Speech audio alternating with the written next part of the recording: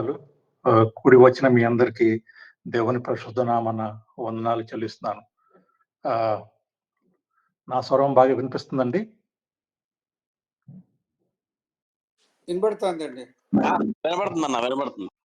Okay. ఆహ్, ఎందుకంటే ఈరోజు దీపావళి కాబట్టి అనేక మంది చాలామంది ఆహ్, బయట క్రాకర్స్ కాలుస్తున్నారు కాబట్టి మీరంతా బహుశా మ్యూట్ చేసుకుంటే బావుంటుందని నా యొక్క ఉద్దేశ్యం. నేనొక్కడిని మ్యూట్ చేసుకోలేను గాబట్టి నేను అన్‌మ్యూట్‌లోనే ఉంటాను. మిగతా వారంతా బహుశా మ్యూట్ చేసుకుంటే ఈ వాక్యాన్ని మనం వినొచ్చు. సో, ఈరోజు మనం సర్వే చేయబడే ఆహ్, ఆహ్, పుస్తకం యోధా పుస్తకం. ఇది చాలా ఇంట్రెస్టింగ్ బుక్. నేను ముందులో అంత అనుకోలేదు. యోధా ఇంత ఇంట్రెస్టింగ్‌గా ఉంటుందని నేనెప్పుడు అనుకోలేదు. చాలా విషయాలు నేను కూడా ఈ ధ్యానిస్తున్నప్పుడు, విశ్లేషణ చేయటానికి ప్రయత్నిస్తున్నప్పుడు, నేను చాలా విషయాలు, కొత్త విషయాలు నేర్చుకున్నాను. మీరు కూడా అవన్నీ ఈరోజు నేర్చుకుంటారని నమ్ముచున్నాను. ఈ యోధా పత్రికని ఆహ్, రాసింది మనకు తెలిసినట్టు యోధా. ఇది బైబిల్‌లో 65వ పుస్తకం. బైబిల్‌లో మొత్తం ఎన్ని పుస్తకాలున్నాయండి? 66. ఇది 65వది. సో, యూదా యాక్చువల్లీ హీబ్రూ నేమ్. హీబ్రూలోది ఇతని పేరు యెహూదా అంటారు. సో, యెహూదా అనేనే యూదా అని కూడా పిలుస్తారు. మరి యాకోబు, లేయాలకు పుట్టిన 4వ కుమారుడు ఈ యూదా. 4వ కుమారుడు పుట్టిన తర్వాత అతనికి ఆహ్, లేయా యెహూదా అని పేరు పెట్టుంది. యూదా అంటే థాంక్‌ఫుల్ లేకుంటే ప్రైజ్డ్ లేకుంటే స్తుతి అని అర్థం. సో, సువార్తలో పేర్కొనబడినట్టుగా మనం ఇంతకుముందు యేసుక్రీస్తు నలుగురు సహోదరుల గురించి అంటే యేసుక్రీస్తు యొక్క హాఫ్ బ్రదర్స్ గురించి మనం ధ్యానించుకున్నాం. మరి వారిలో యోధా ఒకడు. మనం యాకోబు పత్రిక ధ్యానించేటప్పుడు యేసు యొక్క హాఫ్ బ్రదర్స్ గురించి ఆల్రెడీ మనం ధ్యానం చేసాం. బహుశా మీరందరూ వారి పేర్లు గుర్తుంచుకొని ఉంటారు. వారు యాకోబు, యోసేపు, సీమోను, యోధా అనేవారు. ఈ యోధా వారందరిలో యంగెస్ట్ అన్నమాట.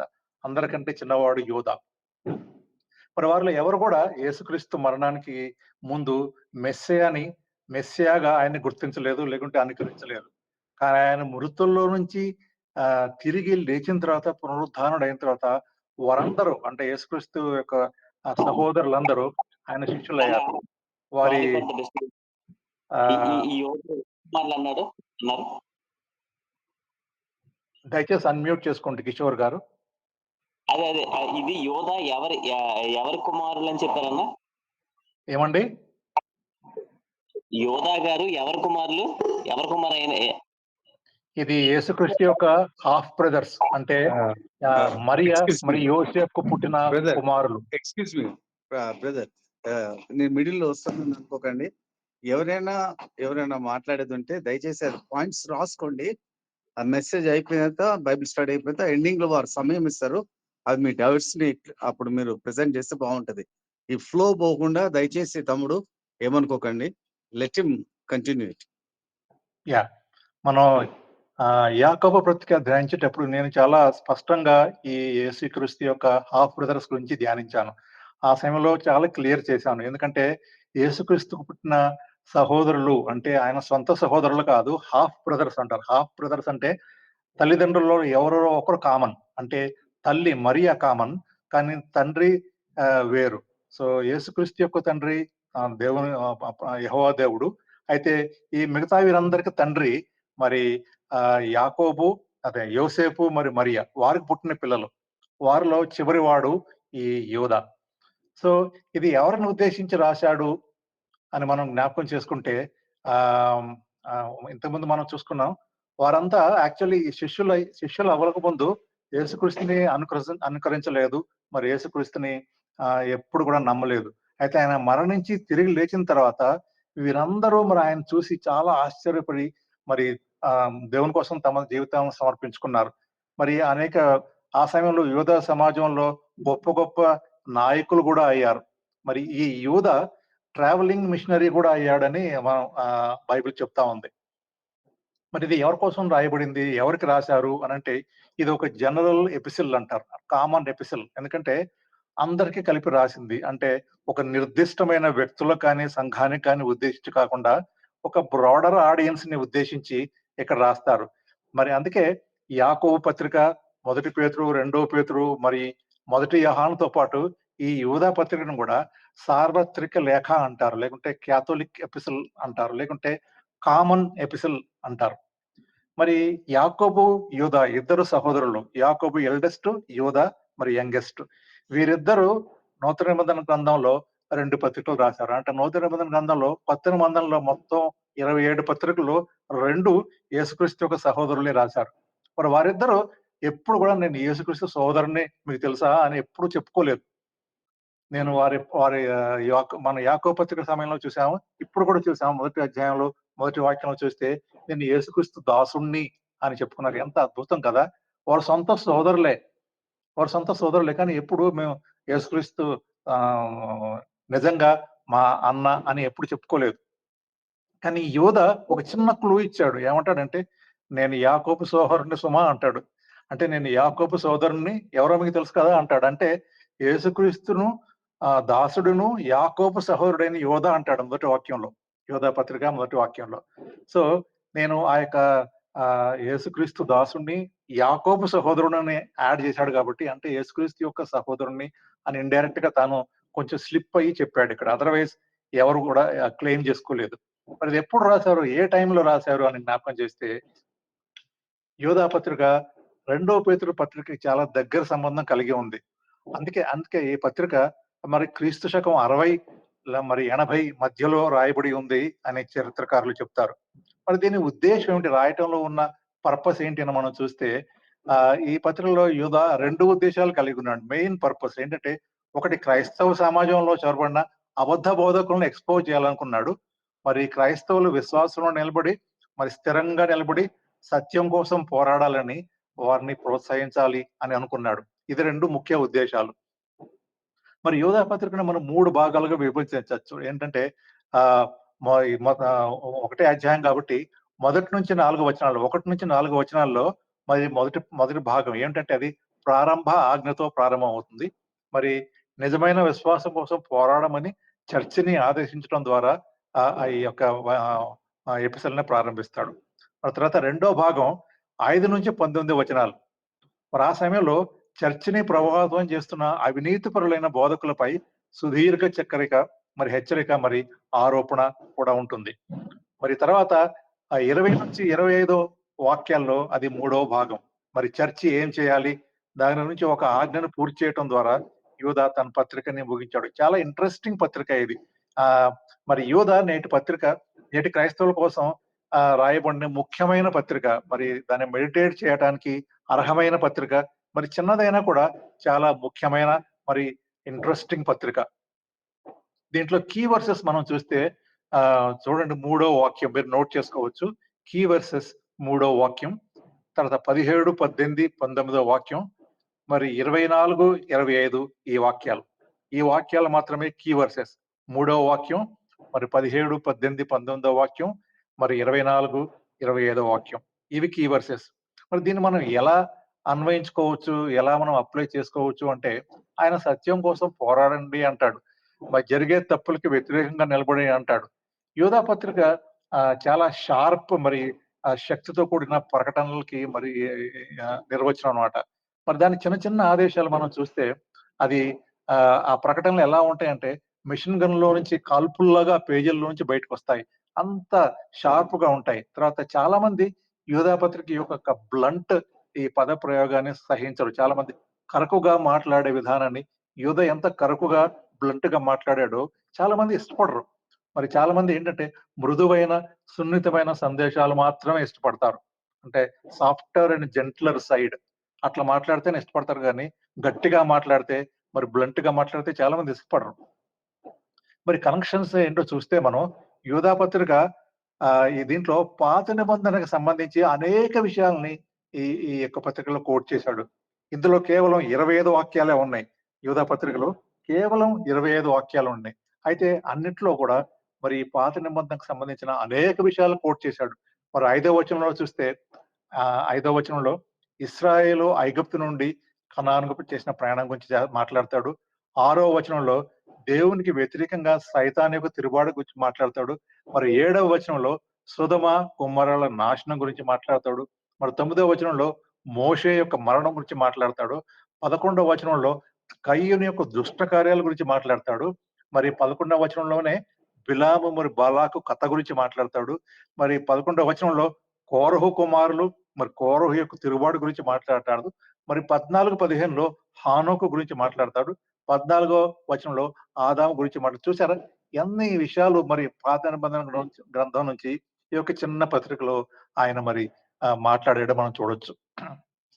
ప్రాక్టికల్‌గా మనం ఎలా అప్లై చేసుకోవచ్చు అంటే, మరి క్రైస్తవులు ఇవాళ రేపు క్రైస్తవులు యాక్చువల్లీ అనేక తప్పుడు సిద్ధాంతాలు మరి మార్కెట్‌లోకొస్తున్నాయి. సంఘాల్లోకి జొరబడుతున్నాయి. వాటి పట్ల జాగ్రత్తగా ఉండాలి అని మరి ఈ వాక్యంలో బాగా అనుభవం కలిగి ఉంటేనే మనం దాన్ని ఈజీగా ఆహ్, లేకపోతే మనం ఈజీగా ఈ సిద్ధాంతాలు తప్పుడు సిద్ధాంతాలు ఈజీగా మనల్ని పడవేయొచ్చు, మోసం చేయొచ్చు. అందుకే జాగ్రత్తగా ఉండాలి అంటాడు. మరి మనం సువార్తను తెలుసుకోవాలి. మరి యేసుక్రీస్తుని సొంత రక్షకుడిగా ప్రతి ఒక్కరూ అంగీకరించాలి. ఆయనతో మనకి వ్యక్తిగత సంబంధం కలిగి ఉండాలి. అంటే పర్సనల్ అండ్ ఇంటిమేట్ రిలేషన్‌షిప్ మనం ఆయనతోని కలిగి ఉండాలి. అప్పుడు మాత్రమే ఆయన స్వరం ఏంటో మనం తెలుసుకోగలం. ఆయన యొక్క స్వరాన్ని మనం గుర్తుపట్టగలం. మరి ఎప్పుడు మరి వేరే వారి స్వరాన్ని మనం అనుకరించం. మరి యోధా పత్రిక చాలా చిన్నది. చాలా చిన్నది. చాలామంది ఈ యొక్క పత్రికను గమనించరు. మరి అన్ని పుస్తకాలు తిరగేస్తున్నప్పుడు ఈ చివరిలో ఒక చిన్న లేఖగా ఉంటది. కనపడదు కొన్నిసార్లు. ఎవరు పట్టించుకోరు. మరి చివరిలో లాస్ట్‌లో ప్రకటన గ్రంథం ముందు రాయబడి ఉంటుంది. చాలా మంది దీన్ని స్కిప్ చేస్తారు కొన్నిసార్లు. ఇది ఆహ్, ఆల్‌మోస్ట్ ఈ బైబిల్‌లో దాచబడినట్టుగా ఉంటుంది. కానీ ఇదొక అద్భుతమైన చిన్న లేఖ. చిన్న చిన్న విషయాల్ని ప్రజలు తృణీకరిస్తారు. వాళ్ళకిష్టపడరు. మరి ఇది చాలా కఠినమైన గూడా లేఖ. మరి ఎందుకంటే ఈ లేఖ చాలా శక్తివంతమైంది. ప్రజలు కఠినమైన ఉత్తరాలు లేకుంటే లేఖలు చదవడానికి ఇష్టపడరు. మంచి మంచి విషయాలు మాత్రమే చదవడానికి ఇష్టపడతారు.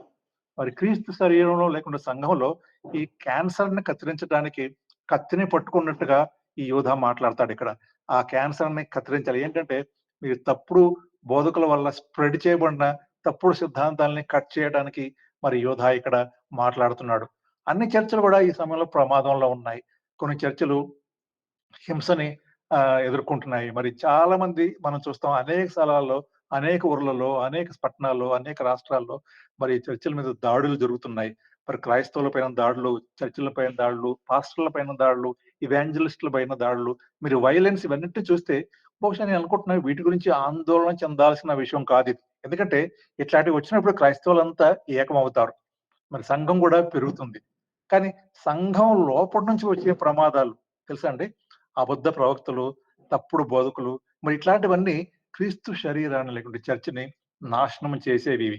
ఇవి సంఘం లోపల నుంచి వచ్చే ప్రమాదాలు. ఇవి చాలా డేంజరస్. చాలా ప్రమాదకరమైనవి. మరి ఇక్కడ మనం 3 విషయాలు తెలుసుకోవాలి. ముందుకు వెళ్ళే ముందు మనం 3 విషయాలు తెలుసుకోవాలి. ఏంటంటే హ్మ్. చట్టబద్ధత అంటే ఏమిటి? అంటే లీగలిజం అంటే ఏమిటి? అని మనం తెలుసుకోవాలి. 3 విషయాల్లో మొట్టమొదటిది చట్టబద్ధత. లీగలిజం. అంటే లీగలిజం ఏముంటదంటే you are not free to sin. మీరు పాపం చేయటానికి స్వేచ్ఛగా లేరు అంటుందండి. తెలుసా? మీరు చేయాలనుకుంటే ఇది మా చర్చ్ ఇది. మా చర్చ్‌లో మాకు కొన్ని నియమాలున్నాయి. మీరు you are not free to sin here. This is our church. We have some rules అని చెప్తారు కొన్ని సంఘాలు. మరి ఇవి లీగలిస్టిక్ టాక్స్ అంటారు. ఇల్లీగలిజం అంటారు దీన్ని. మరి రెండవది లైసెన్స్. లైసెన్స్ అంటే you are free to sin. మొట్టమొదటి మనం చూస్తే you are not free to sin అని ఉంది. ఇక్కడేమో లైసెన్స్ అంటే you are free to sin. It's okay. నువ్వు క్రైస్తవుడు ఇప్పుడు. నువ్వు బహుశా చిన్న బ్లెస్సింగ్‌ని మరి ఇంకా యేసుక్రీస్తు యొక్క మరి బహుమానాన్ని, ఆశీర్వాదాన్ని కోల్పోతారేమో గాని, మీరు రాజ్యాన్ని కోల్పోరు. మీకు పాపం చేయటానికి మీకు పూర్తి స్వేచ్ఛ అంటారు ఈ లైసెన్స్. రెండో విషయం ఇది. మూడవది ట్రూ లిబర్టీ. ట్రూ లిబర్టీ అంటే in the spirit you are free not to sin. మొట్టమొదటిది ఏంటంటే you are not free to sin. రెండవది you are free to sin. మూడవది you are free not to sin. అంటే మీరు ఆత్మలో మీరు స్వేచ్ఛగా ఉన్నారు. మీరు పాపం చేయకూడదని. అది క్రైస్తవులకు తప్ప మరెవరికీ లేని స్వేచ్ఛ మనకుంది.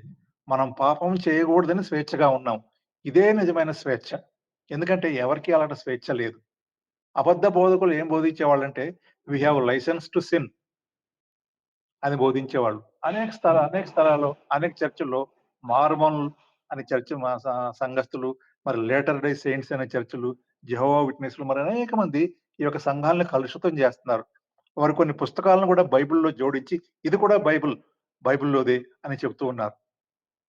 యోధా అంటున్నాడు, నేను మీకు పూర్తిగా ఒక మంచి ఉత్తరం రాయాలని అనుకున్నాను.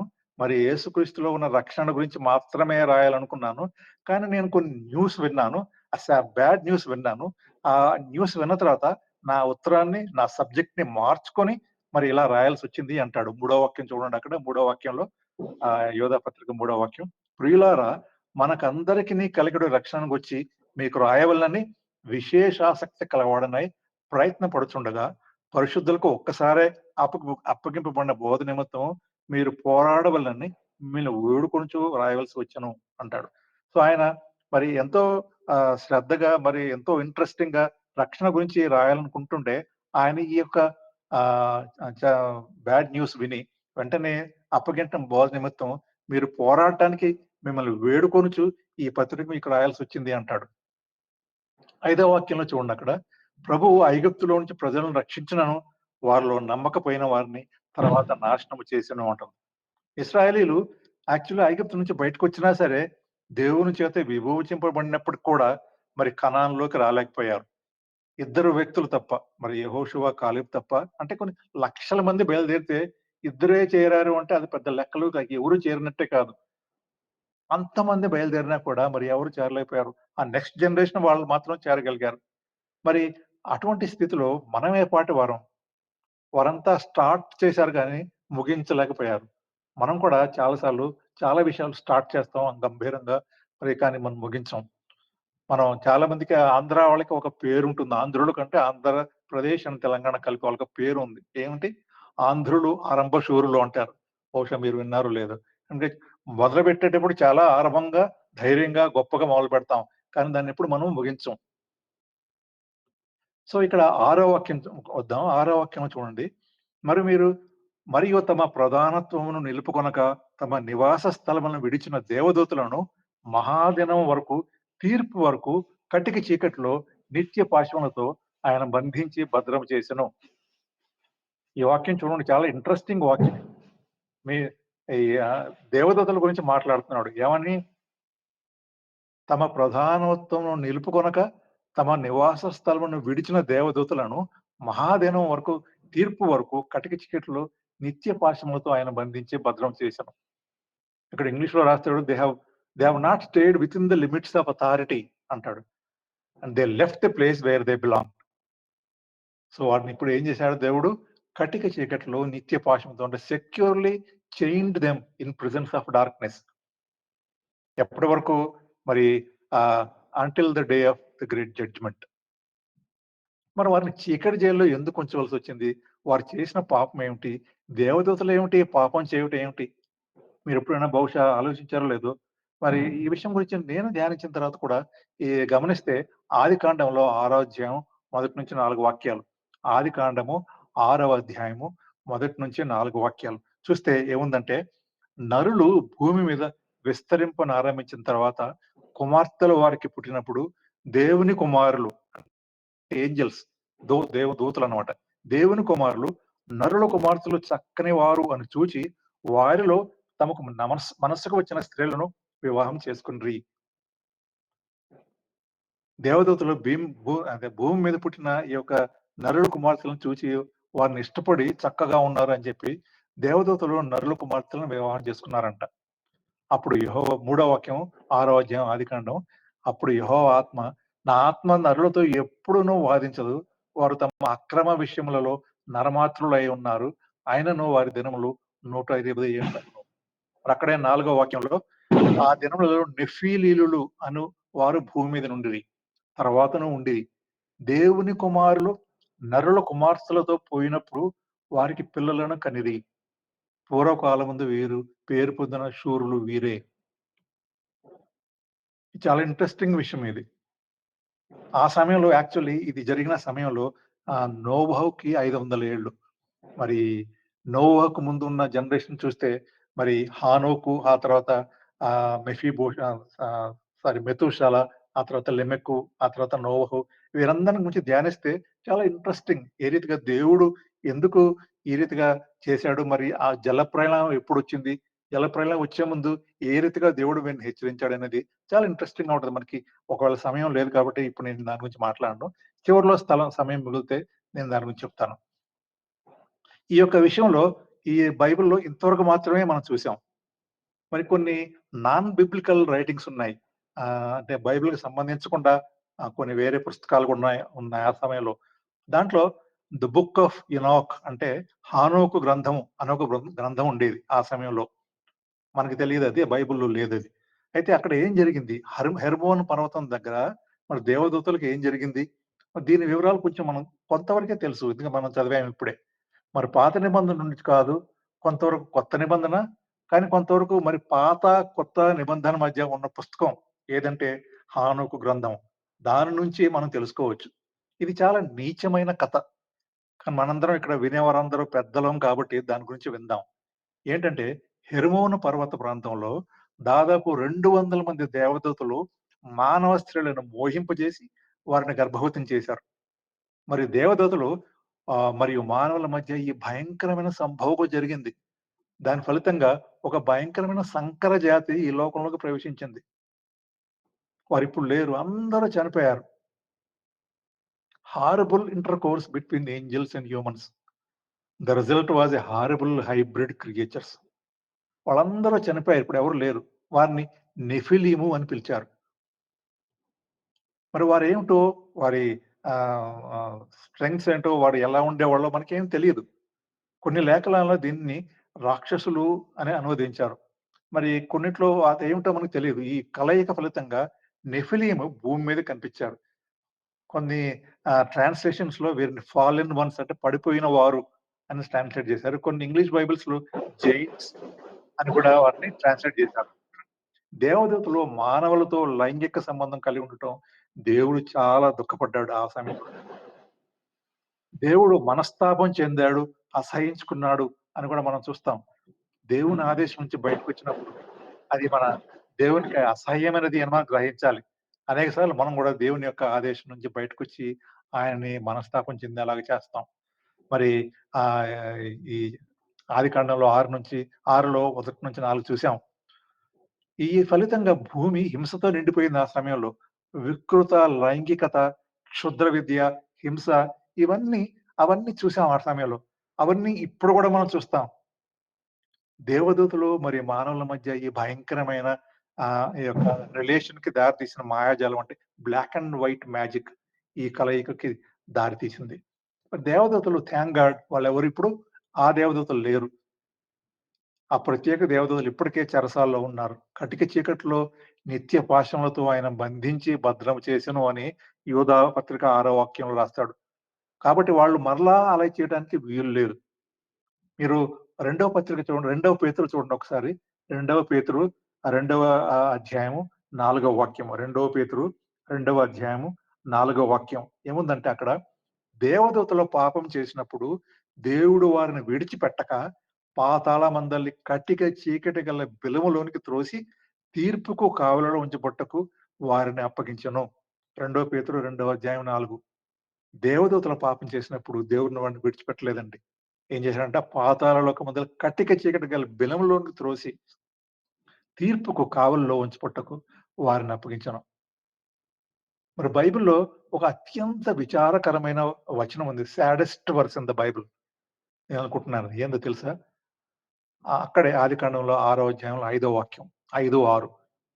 ఆదికాండం 6వ అధ్యాయం 5, 6 ఏముందంటే, నరుల చెడుతనము భూమి మీద గొప్పదనియు, వారి హృదయం యొక్క తలంపులలోని ఊహ అంతయు ఎల్లప్పుడూ మరి కేవలం చెడ్డదని యెహోవా చూచి, తాను భూమి మీద నరులను చేసినందుకు యెహోవా సంతాపం నుండి తన హృదయంలో నొచ్చుకొనెను.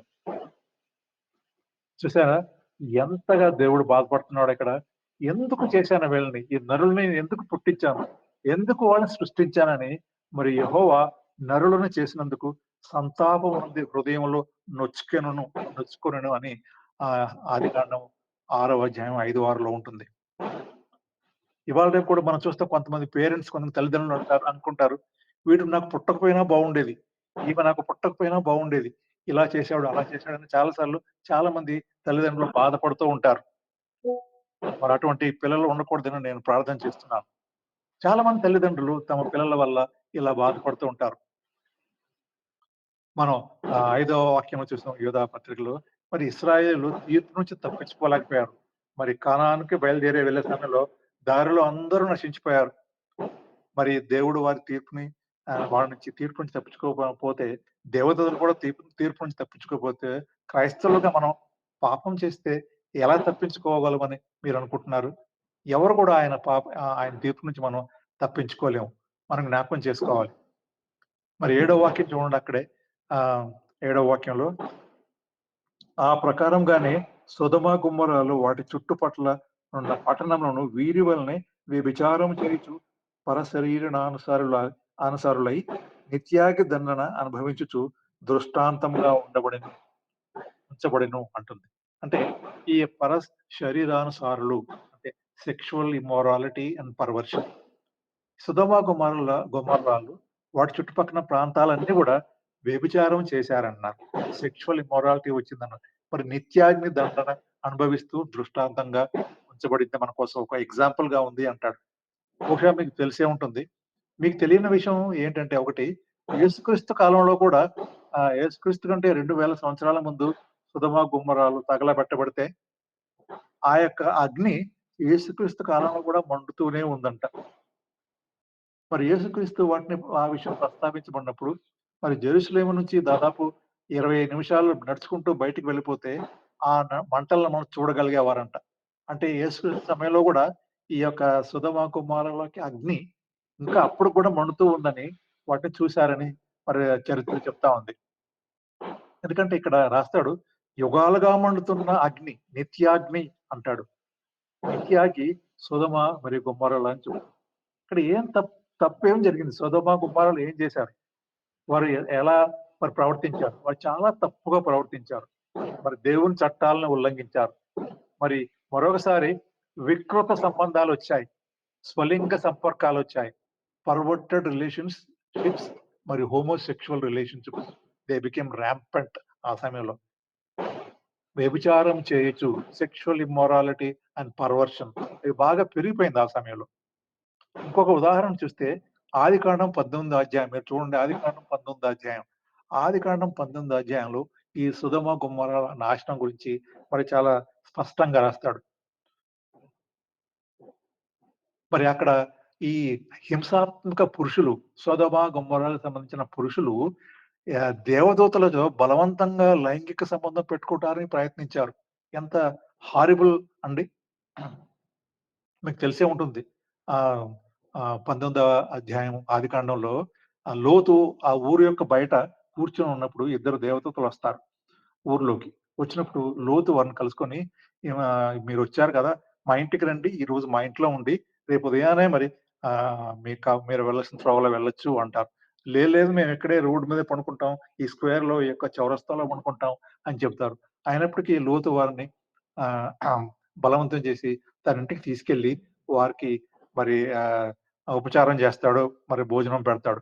మరి ఆ యొక్క పట్టణపు గవిని నుంచి లోతు యొక్క ఇంటికి తీసుకొని వెళ్తుంటే ఊరిలో వారందరూ ఈ యొక్క కొత్త మనుషుల్ని ఇద్దరిని చూస్తారు. ఎవరో కొత్తగా వచ్చారు. మరి చాలా బ్రైట్‌గా ఉన్నాయి వాళ్ళ మొహాలు. దేవదూతల్లాగా ఉన్నాయి. మరంతే అందరూ చూసారు. చూసి మరక్కడ చూడండి. 19వ అధ్యాయము ఆదికాండము 4, 5 వచనాలు చూస్తే 4 వాక్యంలో ఏముందంటే, వారు పండుకొనక ముందు వాళ్ళు తినేసి పండుకునే ముందు, వారు పండుకొనక ముందు ఆ పట్టణస్థులు అనగా సొదొమ మనుష్యులు, బాలురు, వృద్ధులు ప్రజలందరును నలుదిక్కుల నుంచి కూడి వచ్చి ఆ ఇల్లు చుట్టవేసి లోతును పిలిచి, "ఈ రాత్రి నీ యొద్దకు వచ్చిన మనుషులు ఎక్కడ? మేము వారిని కూడునట్లు మా యొద్దకు వారిని వెలుపలికి తీసుకొని రమ్మని చెప్పగా." చూడండి ఎంత ఘోరం. ఇంగ్లీష్‌లో ఎన్ఐవీలో చాలా క్లియర్‌గా రాస్తాడు. ఇంగ్లీష్‌లో ఎన్ఐవీలో ఏముందంటే, they called Lot, where are the men who came to you tonight? Bring them out to us so that we can have sex with them. ఎంతటి నీచమైన స్థితి అండి. ఈ సొదొమ, గొమొర్రా ప్రజలు చేసింది. ఆ తర్వాత మనకేమైందో తెలుసు.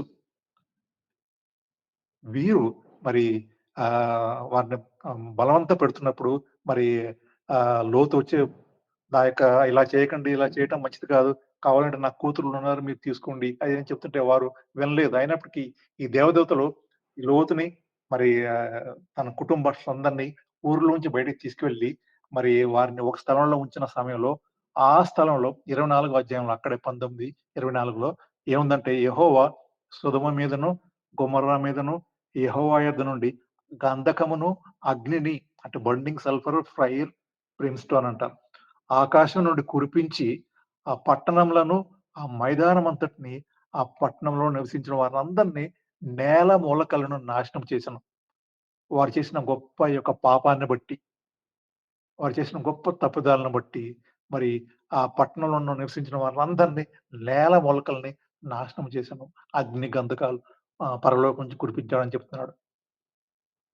మనుషుల దుష్టత్వం ఎంత పెరిగిందంటే దేవుని యొక్క అసహనాన్ని లేకుంటే ఇన్‌టాలరెన్స్‌ని మనం ఇక్కడ చూస్తాం. హి cannot tolerate this kind of wickedness. మరి రెవల్యూషన్‌లో కూడా అంటే ప్రకటన గ్రంథంలో కూడా లేక్ ఆఫ్ ఫైర్ అని ఉంటుంది. ఎవరి పేరైనను జీవ గ్రంథమందు రాయబడనట్టు కనపడిన యెడల వాడు అగ్నిగుండంలో వేయబడును. అది కూడా లేక్ ఆఫ్ ఫైర్. అక్కడ కూడా గంధకము, అగ్ని ఉన్నాయి. జాగ్రత్త జ్ఞాపకం చేసుకోండి. ఇదంతా కూడా యూదా రాసిన ఈ యొక్క చిన్న లేఖలో ఉంది. మరి ఇంకా ఏం చెప్తుందంటే, అనేక మంది ఆ మార్గంలో ఇప్పటికి కూడా నడుస్తూ ఉన్నారు.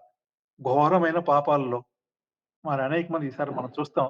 గే అని, ఎల్‌జీబీటీ అని, మరి వారు ఊరేగింపులు చేయటం, మరి వారు ఒకరినొకరు పెళ్లిళ్లు చేసుకోవటం, మరి లివ్ ఇన్ రిలేషన్‌షిప్ చేయటం, మరి గే పాస్టర్స్ ఉండటం.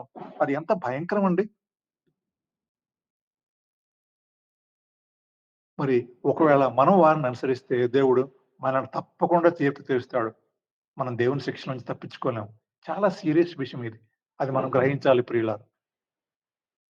దీని అర్థం ఏంటంటే, మనం దేవుని చేత ఎన్నుకోబడినప్పటికీ, లేకుంటే దేవుని చేత ఆశీర్వదింపబడినప్పటికీ, మరి మీ శత్రువుల నుంచి పాపం నుంచి, శోధన నుంచి మీరు విముక్తి పొందినప్పటికీ, మీరు మీ విశ్వాసాన్ని నిలబెట్టుకోలేకపోతే, మరి ఎప్పటికీ ఆయన పాలిభాగస్తులుగా ఉండలేరు. నేను ఒకసారి రక్షింపబడ్డాను.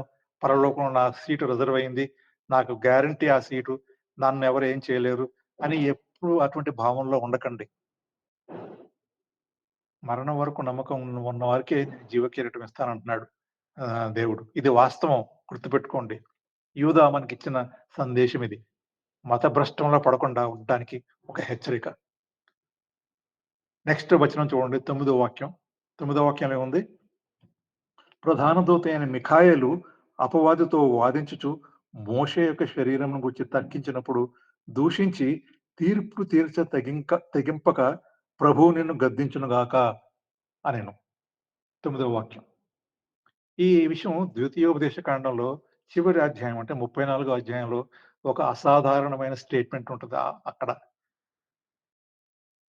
మోషే నెబో పర్వతం మీద మరణించాడని, మరి ఈ రోజు వరకు ఆయన సమాధి ఎక్కడుందో అని ఎవరికీ తెలీదని, మరి ద్వితీయోపదేశ కాండం 34వ అధ్యాయం 5, 6 34వ అధ్యాయం 5, 6 వచనాలు రాయబడి ఉంది. మరి మోషే తనను తానే బరియలు చేసుకున్నాడా? ద్వితీయోపదేశ కాండంలో ఈ విచిత్రమైన స్టేట్మెంట్ మీకు అర్థమైందా? బహుశా అతను ఎప్పుడు ఒంటరిగా ఉన్నాడు. ఒంటరిగానే మరణించాడు. అతనితోన ఎవరూ లేరు. మరి ఈ రోజు వరకు మోషే యొక్క సమాధి ఏమిటో, ఎక్కడుందో ఎవరికీ తెలీదు. మరి అతన్ని ఎవరు పాతిపెట్టారు? దానికి సమాధానం మనం చూడొచ్చు. మోషేను పాతిపెట్టడానికి దేవుడు తన ప్రధాన దూత అయిన మిఖాయేల్‌ని పంపించాడు. అది ఇక్కడ 9వ వాక్యం యోధా రాసిన పత్రిక 9వ వాక్యంలో చూసాం మనం. దేవదూతలు చాలా ప్రాక్టికల్ పీపుల్. బహుశా మీకు తెలిసుంటారు. వారు చాలా ప్రాక్టికల్ మనుషులు. మనుషులు దేవదూతలు. మంచి వంటవారు గూడా. మంచి వంట వండగలరని మరి ఏలియా కనుక్కున్నాడు. ఏలియాకి కాకోలంల ద్వారా వంట మంచి మంచి వంటకాలు సప్లై చేశారు. ఎవరంటే దేవదూతలే. మరి వాళ్ళు రథాలు కూడా తొక్కగలరు. మరి అక్కడ రెండవ రాజుల గ్రంథంలో 2వ అధ్యాయం 11వ వాక్యంలో వారు వెళ్ళుచూ మాట్లాడుచుండగా ఇదిగో అగ్ని రథమును, అగ్ని గుర్రములు కనపడి వీరిద్దరిని వేరు చేసెను. అప్పుడు ఏలియా సుడిగాలి చేత ఆకాశమునకు ఆరోహణుడాయెను. మరి ఆ రథాల్ని నడిపించి ఏలియాని మరి పైకి తీసుకెళ్ళిన వాళ్ళు కూడా ఈ యొక్క దేవదూతలే. దేవదూతలు చాలా ప్రాక్టికల్ మనుషులండి. మీకు తెలియకుండానే మీతో కూడా ఉండొచ్చు, మీతో పాటు ప్రయాణం చేయొచ్చు, మీ ఇంట్లో ఉండొచ్చు, మీ కారులో ఉండొచ్చు. ఎందుకంటే అబ్రహాం దగ్గరకొచ్చినప్పుడు కేవలం నలుగురు పురుషులు అని అనుకున్నాడు అబ్రహాం. కానీ వారు దేవదూతలు అనుకోలేదు. ఎందుకంటే వారు మెరిసే తెల్లటి వస్త్రాలు గాని, రెక్కలు గాని, వీణ గాని, మరి పొడవాటి రాగి జుట్టు కానీ ఇవన్నీ లేకుండా మామూలు మనుషుల్లాగా వచ్చారు. సండే స్కూల్‌లో ఇట్లాంటి పిక్చర్స్ చూపిస్తారు. ఇట్లాంటి మరి తెల్ల డ్రెస్సు, రెక్కలు, వీణ ఇవన్నీ. ఆ విషయం ఆ రీతిగా రారండి దేవదూతలు. మరి హెబ్రీయులకు రాసిన పత్రికలో కూడా మీరు గమనించి చూస్తే 13వ అధ్యాయంలో మొదటి 2 వాక్యాల్లో సహోదర ప్రేమ నిలువరముగా ఉండనీయుడి, ఆతిథ్యము మరవకుడి, దాని వలన కొందరు ఎరుగకయే దేవదూతలకు ఆతిథ్యం చేసిరి అని రాసింది అక్కడ హెబ్రీయులకు రాసిన పత్రిక. సో, మనం తెలియకుండా కొంతమందికి ఆతిథ్యం చేస్తాము. చాలా సార్లు వాళ్ళు దేవదూతలై ఉంటారు. తెలియకనే మనం చాలా మందికి ఆతిథ్యం చేస్తాం. సో, ఆతిథ్యం అనేది మంచి విషయం. కొన్నిసార్లు దేవదూతలకే మనం ఆతిథ్యం చేస్తాం అని హెబ్రీయులకు రాసిన పత్రికలో ఉంది. మరి తెలియకుండా దేవదూతల్ని ఎలా మనం ఆతిథ్యం చేయగలం? వాళ్ళు సాధారణ మనుషుల్లాగానే ఉంటారండి. ఈ మిఖాయిల్ కూడా మోషే మృతదేహాన్ని పాతిపెట్టడానికి మిఖాయిల్‌ని దేవుడు ఒక పారతో పంపాడు. కానీ మిఖాయిలు అక్కడ ఈ పాతిపెట్టడానికి అక్కడ చేరుకున్నప్పుడు ఈ అపవాది, ఈ సాతాను మోషే యొక్క శరీరం మీద నిలబడి, "ఇది ఈ శరీరం తాకద్దు. మోషే నావాడు. మోషే హంతకుడు, మర్డరర్. ఒక ఐగుప్తీయుడిని చంపాడు. అతను నావాడు. నా ప్రాపర్టీ" అని చెప్తాడు. ఈ వివాదం గురించి బైబిల్‌లో మరెక్కడ లేదండి. ఎక్కడ కూడా బైబిల్‌లో రాయబడలేదు. కానీ అనేక ఇతర యూదా గ్రంథాలు లైక్ అపోక్రిఫా మరి మిగతా గ్రంథాల్లో మరి చాలా గ్రంథాల్లో రాయబడి ఉంది. మన ఈ యొక్క గ్రంథాలు మనం వాడుకునే బైబిల్‌లో లేదు. ఈ అపోక్రిఫా ఇవన్నీ బహుశా చూస్తే ఈ అవే గాకుండా ఇంకా చాలా గ్రంథాలు ప్రామాణ్యత లేని గ్రంథాలు. మరి తెలియని రచయితల ద్వారా రచింపబడిన అనేక రచనలున్నాయి. దాంట్లో 'ది అజంప్షన్ ఆఫ్ మోసెస్' అని ఒక గ్రంథం ఉంది. 'ది టెస్టమెంట్ ఆఫ్ మోసెస్' అని ఒక గ్రంథం ఉంది. అప్రాక్సిమేట్‌లీ ఫస్ట్ సెంచరీలో అంటే మొట్టమొదటి శతాబ్దంలో రాయబడిన ఈ గ్రంథాలు. యేసుక్రీస్తు, అతని కుటుంబం వీరంతా మరి మొదటి క్రైస్తవులు, యూదా క్రైస్తవులందరూ ఈ లేఖనాల ఆధారంగానే ప్రేరణ పొంది అనేక ఇతర పుస్తకాలతో పాటు ఈ హీబ్రూ బైబిల్‌ని కూడా చదువుతూ పెరిగారు. ఆ కాలంలో యూదులందరికీ ఈ రచనల గురించి తెలుసు. యూదాకు కూడా తెలుసు. అందుకే యూదా తన పత్రికలో తన అభిప్రాయాన్ని తెలియజేయడానికి ఈ యొక్క గ్రంథాల గురించి, గ్రంథాల్లో రాయబడిన వాటి గురించి రాశాడు. అపోక్రిఫా బహుశా దాని గురించి తర్వాత మాట్లాడొచ్చు. ఈ రోమన్ కాథలిక్ చర్చ్ వాళ్ళు, ఆర్థోడాక్స్ చర్చ్‌ల వాళ్ళు అదే వాడతారు తమ బైబిల్‌లో. మరి యాంగ్లికన్ చర్చెస్, లూథరన్ చర్చెస్‌లో కూడా కొన్ని భాగాలు వాడతారు. ప్రొటెస్టెంట్ చర్చ్‌లో చాలా మంది మరి వీటిని వాడరు. ఇక్కడ ఏముందంటే ప్రధాన దూత మిఖాయేలు అపవాదితో వాదించుచు మోషే యొక్క శరీరమును గూర్చి తర్కించినప్పుడు దూషించి తీర్పు తెగింపక నిన్ను గద్దించును గాక అనుంది. సో, మిఖాయేలు సాతానును స్వయంగా గద్దించలేదు. అతను అలా చేయమని యాక్చువల్లీ ప్రభువును వేడుకున్నాడు. దేవుడిని వేడుకున్నాడు. మిఖాయేలు అపవాదిపై ఖండించే తీర్పును ప్రకటించడానికి ధైర్యం చేయలేదు. ఈ సైతాను తీర్పును దేవుని చేతుల్లో పెట్టాడు. చివరికి దేవుడినే "నువ్వే తీర్పు తీర్చు" అన్నాడు. మరి ఈ వచనం యొక్క ఇంపార్టెంట్ లెసన్ ఏంటంటే, చెడు పైన వ్యక్తిగత తీర్పును మనం నివారించొచ్చు. ఎంతో శక్తివంతమైన ప్రధాన దూత అయిన మిఖాయిలు చెడును తీర్పు తీర్చడం ద్వారా, మరి ఖండించడం ద్వారా, మరి దేవునికి మాత్రమే చెందుతుంది అని దాన్ని అంగీకరించి, మరి ఆ రీతిగా మాట్లాడతాడు. "ప్రభువు నిన్ను గద్దించును గాక" అంటాడు. విశ్వాసులు కూడా దేవుని అధికారాన్ని అతిక్రమించకూడదు అని ఇది మనకు బయలుదేరుస్తుంది. మనం కూడా సైతాన్ని "ప్రభువు నిన్ను గద్దించు గాక" అని వాడిని మనం రిబ్యూక్ చేయొచ్చు, గద్దించొచ్చు. విశ్వాసులు సైతాను శోధనలు ఎదుర్కొన్నప్పుడు, దుష్టత్వాన్ని గురించి, మరి తప్పుడు బోధల గురించి ఎదుర్కొనేటప్పుడు, "ప్రభువు నిన్ను గద్దించును గాక, ది లార్డ్ రిబ్యూక్ యూ" అనే సూత్రాన్ని మనం గూడా శక్తివంతమైన సాధనంగా మనం కూడా ఉపయోగించొచ్చు ప్రియులారా. మరి నెక్స్ట్ వచనం 11వ వచనం చూస్తే, "అయ్యో! వారికి శ్రమ! వారు కయీను నడిచిన మార్గమున నడిచిరి. బహుమానమును పొందవలెనని బిలాము నడిచిన త్రోవలో ఆతురముగా పరిగెత్తిరి. కోరహు చేసినట్లు తిరస్కారం చేసి నశించిరి." మరి కయ్యను, హేబెలు, కోరహు మరి వీటన్నిటి గురించి ఇది ఇక్కడ యోధా మాట్లాడుతున్నాడు. మరి కయ్యను నమ్మకమైన అర్పణ సమర్పించలేకపోయాడు. దేవుని దృష్టిలో భ్రష్టుడయ్యాడు. బిలాము గురించి చూస్తే బిలాము ఒకడిని దీవిస్తే వాడు దీవించబడ్డాడు. ఒకడిని శపిస్తే వాడు శపించబడ్డాడు. అటువంటి అభిషేకింపబడిన ప్రవక్త తన అభిషేకాత్మను డబ్బుతో ఉంచుకోలేకపోయాడు. అతను వారిని విగ్రహారాధనలోకి ఆకర్షించాడు. చివరికి భ్రష్టుడైపోయాడు. మరి కోరహు గురించొస్తే, కోరహు ఎవరు? కోరహుకు అభిషేకింపబడినవాడు, లేవీయుడు, దేవుని యొక్క సేవకుడు. అయితే దేవుని సేవకులైన మోషేకి, అహరోనుకి వ్యతిరేకంగా తిరుగుబాటు చేశాడు ఈ యొక్క కోరహు. మరి అతనికి ఏం జరిగిందో మనకు తెలుసు. అతను ఒక చాలా అంబిషన్ ఉన్న వ్యక్తి.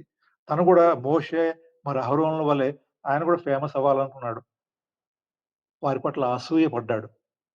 తను గూడా తన సొంతగా ఒక అంటాడంటే ఏమంటాడంటే ఎవరు అసమానులు గాదు. అందరూ ఈక్వల్. అందరూ సమానమే. మీరేంటి నేను గూడా ఈ ఈ యొక్క సేవ చేయగలను. నాకు గూడా ఈ యొక్క అధికారం ఉంది అని ఆయన ఆయన మాట్లాడినట్టుగా మనం చూస్తాం. మరి కోరహు ఏం చేశాడంటే ఆహ్, దాతాను, అబీరాముతో కలిసి అహరోను పైన తిరుగుబాటు చేశాడు. మోషేపై తిరుగుబాటు చేశాడు. మరి అందరికి సమాన అధికారం ఉండాలని వాదించాడు. ఏం జరిగింది?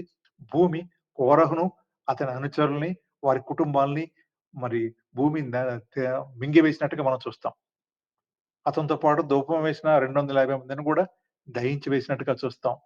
ఆ కుటుంబాలన్నీ ఒక్కసారిగా భూమి తెరుచుకొని మరి వారందరిని తీసుకున్నట్టుగా మనం చూస్తాం. మొత్తం కుటుంబాలతో సహా, పిల్లలతో సహా వారంతా మరి భూస్థాపన చేయబట్టినట్టుగా మనం చూస్తాం. దైవికంగా నియమించబడిన అధికారాన్ని సవాలు చేయటం వలన మరి కలిగే ఈ యొక్క పరిణామాలను చూస్తే ఒక శక్తివంతమైన ఉదాహరణ ఇది. మరి వారు లేవీయులే, దేవుణ్ణి సేవించేవారే. కానీ దేవుని సేవకులను గౌరవించకపోతే మరి దేవుని అధికారాన్ని సవాలు చేస్తే ఏం జరుగుతుందో మనం చూసాం.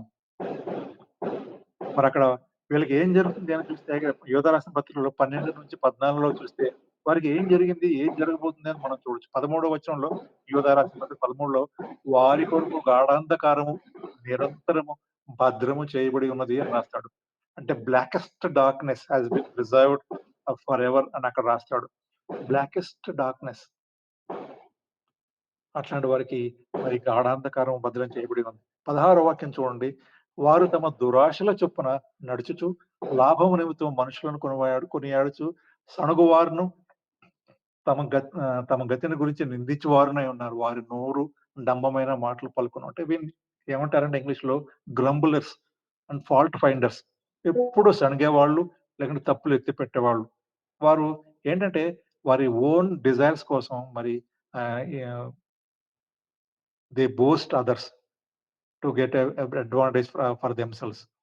వాళ్ళు ఇతరుల్ని ఫ్లాటర్ జేస్తారు. అంటే వాళ్ళని మరి ఆహ్, కొనియాడతారు. మనుషులను కొనియాడతారు వీళ్ళ లాభం కోసం.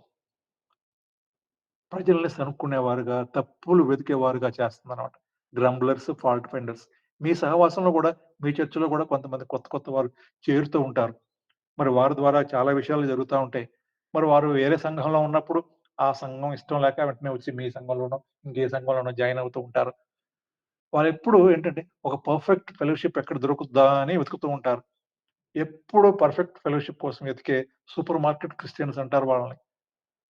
జాగ్రత్తగా ఉండాలి మనం. నెక్స్ట్ వాక్యం చూడండి. 22, 23 సందేహపడు వారి మీద కనికరం చూపండి. అగ్నిలో నుంచి లాగినట్టు కొందరిని రక్షించండి. శరీర సంబంధమైన వారి అపవిత్ర ప్రవర్తనకు ఏమాత్రము నొప్పుకొనక దానిని అసహించుకొనుచు భయంతో కొందరిని కరుణించండి. ఇక్కడ ఏమంటున్నాడంటే ఇతరులని అగ్నిలోంచి లాగినట్టుగా మనం రక్షించటం దేవుడు మన పైన ఆ బాధ్యతను ఉంచినట్టుగా మనం చూస్తాం. సందేహపడేవారి మీద కనికరం. మరి అబద్ధ బోధకులు అనేక రకాల చర్చలో చొరబడి వారి తప్పుడు బోధ వల్ల వారి బోధనలకు బలివైపోయిన వారు ఉండటం సహజం. నేడు కూడా అది నిజం. చాలా మంది మరి అబద్ధ బోధల ద్వారా, వారి ప్రవక్తల బోధల ద్వారా మిస్‌గైడెడ్ చేయబడి, ఆ దారిలో వెళ్ళే అనేక మంది మరి శోధింపబడుచున్న వారు అనేక మంది వారి పట్ల మనం దయ చూపించాలి, సౌమ్యత చూపించాలి, కనికరం చూపించాలి అని యోధ మనతో మాట్లాడుతున్నాడు ఇక్కడ. మరి ఆహ్, ఆహ్, 23వ వాక్యంలో ఇది చూసాం మనం. శాశ్వతమైన అగ్ని. మామూలు అగ్ని కాదండి. నిత్యాగ్ని అంటాడు. మరి దాన్ని నమ్మకపోతే చాలా పరిణామాలున్నాయి అని రాస్తాడిక్కడ. ఈ అగ్నిలో నుంచి లాగినట్టు కొందరు రక్షించనంటాడు. మరి లాగినట్టు అనే పదం మనం చూస్తే అది it indicates actually the urgency of the situation. ఈ పరిస్థితి యొక్క ఆవశ్యకతని మనకు సూచిస్తుంది. మరి మరణిస్తుంటే వాళ్ళని మనం లాగి మనం బయటకి మనకి కాపాడుతాం కదా! అటువంటి స్థితి.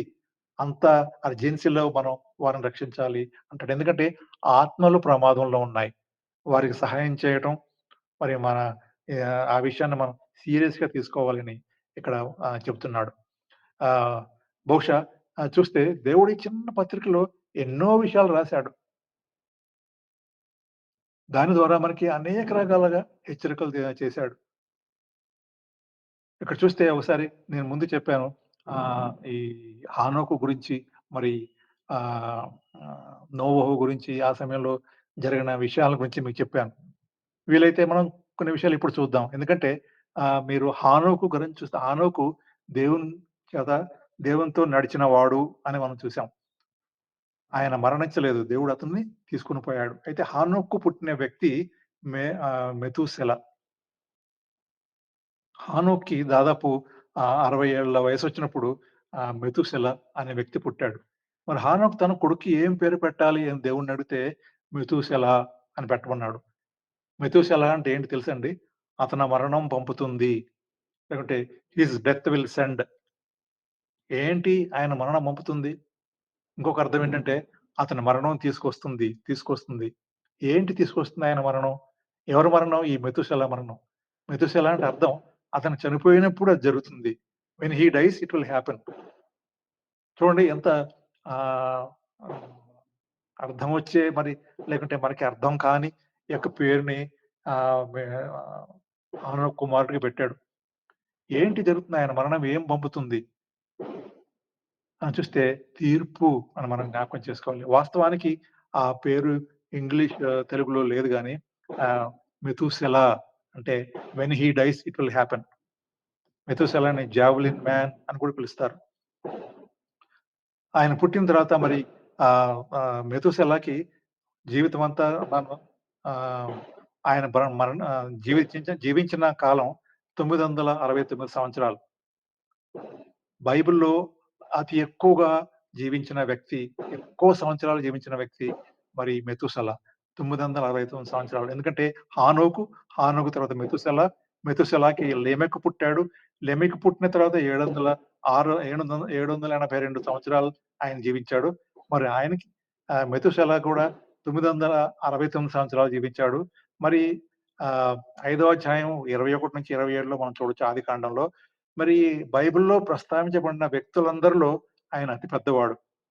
మరి హీబ్రూ బైబిల్ ప్రకారం మెతుసల లెమెక్‌కు జన్మనిచ్చిన తర్వాత 722 సంవత్సరాలు, 782 సంవత్సరాలు జీవిస్తాడు. ఈ లెమెకు 182 సంవత్సరాల వయసులో అతని నోవహు పుడతాడు. మరి నోవహుకి 600 సంవత్సరాల వయసులో మరి ఆదికాండం యొక్క జలప్రళయం వస్తుంది. మరి ఈ యొక్క ఈ డేట్స్ అన్నీ మీరు కాలిక్యులేట్ చేస్తే ఆయన ఏంటి అర్థం అంటే దీని అర్థం ఏంటంటే ఆయన మరణించినప్పుడు ఎవరు మెతూసెల మరణించినప్పుడు ఈ జలప్రళయం వచ్చింది. When he died this has happened. Methuselah జలప్రళయం జరిగిన సంవత్సరంలో మరణిస్తాడు. అంటే మెతూసెల అంటే when he dies it will happen. ఆయన మరణం తీసుకొస్తుంది. ఏం తీసుకొస్తుంది? ఈ తీర్పు. ఏం తీర్పు? మరి ఆ సమయంలో జరిగిన ఈ యొక్క దుష్ట కార్యాలన్నిటిని దేవుడు భూమి మొత్తాన్ని తుడిచివేస్తాడు. ఆ తీర్పు మరి మెతూసెల ద్వారానే మరి ఒక 900 సంవత్సరాల ముందే మరి దేవుడు హెచ్చరించాడు మెతూసెల ద్వారా. మరి ఆయన పేరులో వాస్తవానికి ఒక ప్రవచనాత్మక సందేశం ఉండొచ్చు. ఆయన ప్రకటించాడు. ఇంకా ఆయన తన కుమారుని లెమెకు ద్వారా ప్రకటించాడు. తర్వాత నోవహు కూడా ప్రకటించాడు. నోవహు 100 సంవత్సరాలు ప్రకటించాడు దేవుని వాక్యం. ఎవరు మారుమనసు పొందలేదు. మరి మెతూసెల మరణించిన సమయంలోనే జలప్రళయం పంపబడిందని మనం గమనించడం చాలా ఆసక్తి.